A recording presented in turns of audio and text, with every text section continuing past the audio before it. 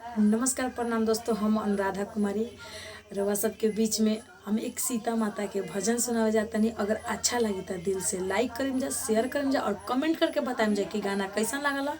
तो अभी फिलहाल हम रंजीत शर्मा जी के घर पे बानी, क्या कि यहाँ हमके शूटिंग चलता रहा कॉमेडी के। तो अभी फिलहाल हम सन अपन ड्रेस चेंज करके जैसे कि तैसे आके सोचनी कि रवा सबके बीच में हम आई।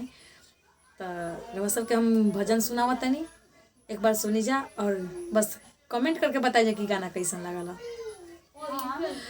गिरिजा पूजना चले, गिरिजा पूजना चले, सिया सुकुमरिया नजरिया लड़ल राम से, बीच दोपहरिया नजरिया लड़ल राम से, बीच फूलवरिया नजरिया लड़ल राम से। गिरिजा पूजना चले, सिया सुकुमरिया नजरिया लड़ल राम से, बीच फूलवरिया नजरिया लड़ल राम से। चंदा के नीर खेली जैसे चकोर हो, वैसे निरेखे सिया राम जी के ओर हो।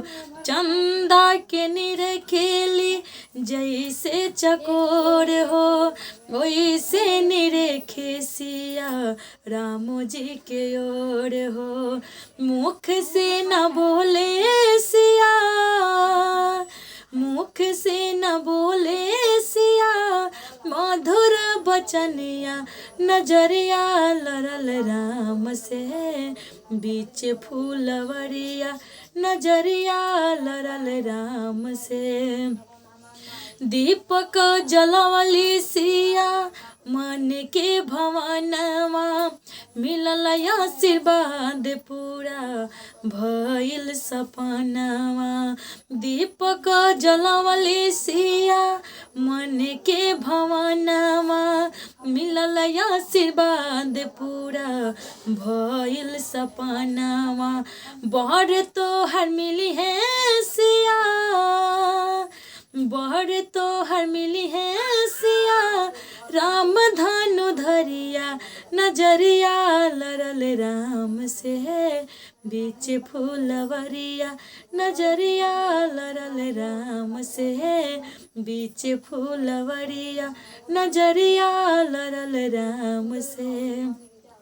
अगर अच्छा लगे तो दिल से लाइक करी जा, शेयर करी जा और कमेंट करी जा और बताई जा कि हमार गाना कैसन लागल। तो लव यू दोस्त, बाद में फिर मिलते हैं।